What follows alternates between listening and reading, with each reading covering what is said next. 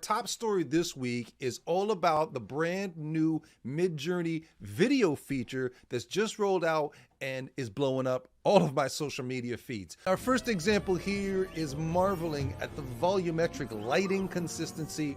This looks spectacular.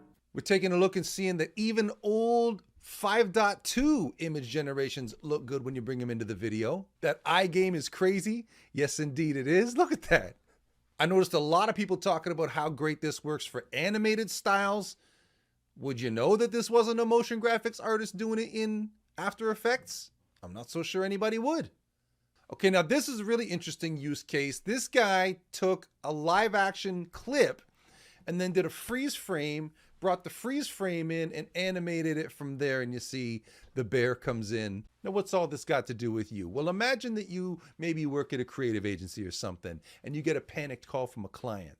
They're working with a green tech company, and they've got a big presentation in a day and a half talking about eco solutions for space travel, and they need a custom animated video, and they're describing a scenario of maybe like an alien or a little robot on the moon, and they're going to unfurl a banner and plant a tree on the moon, and you're hearing this and you're like, a day and a half, and then, oh yeah, we got no budget. Oh man, how are we going to make this happen? Ordinarily, you might have to tell them, I'm not sure we're going to be able to pull that off, or maybe you got to start trying to think of other solutions, other ways to get the job done. Well, now with the latest Midjourney video update and all these people saying how great it is, all you need is one membership, one browser tab, and you're going to get this done for them.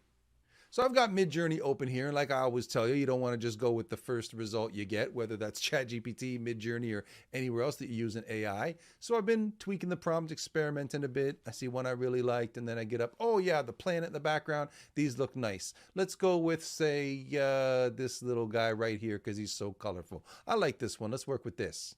So you'll notice that down in the bottom corner of the screen, you now have this animate image section, auto and manual, low and high motion. So auto is you just click it and it runs it based on the prompt that you gave it to get the image, or manual, you click it and add a prompt to influence the motion that it gives you. So let me put low motion, and I'll change the prompt up here, paste it in to get him walking on the moon.